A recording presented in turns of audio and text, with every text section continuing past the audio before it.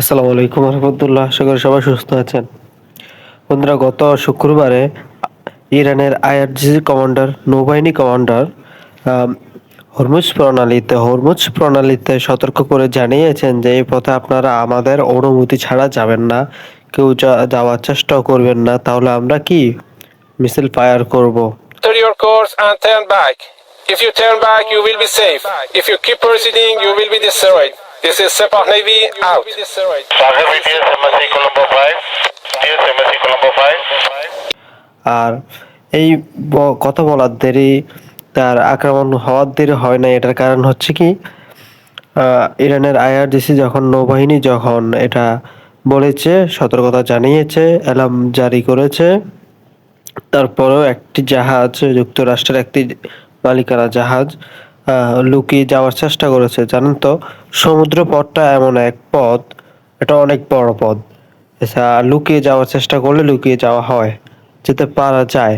কিন্তু ইরানের আইআরজিসি নৌবাহিনী এটা সফলভাবে তারা এটা লোকেশন ধরে ফেলেছে, এবং ওই রাত্রেই ঘোষণা দেওয়ার পর ওই রাত্রেই এই ওই জাহাজটিকে আবার আক্রমণ করে, ড্রোন হামলা বা ব্যালিস্টিক মিসাইল দিয়ে হামলা করে, বা ক্ষেপণাস্ত্র মিসাইল দিয়ে হামলা করে ওই জাহাজটাকে প্রায় জ্বালাই দিছে, কিন্তু ডুবে নাই।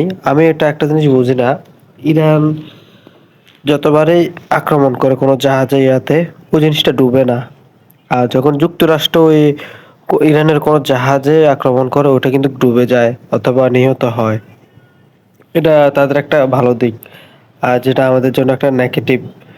আর ইরানের যতই জাহাজে আক্রমণ করে, কেউ নিহত হয় না। এটার কারণ কি, নিহত হলেও যুক্তরাষ্ট্র প্রশাসন কখনো এটাকে সত্যভাবে বলবে না। এটা তাদের একটা টেকনিক। কারণ যারা যদি নিহত হয় এটার কথা বলে, তাদের মান সম্মান চলে যাবে। আর তাহলে যারা নাবিক রয়েছে তারা এই পথে চলাচল করবে না।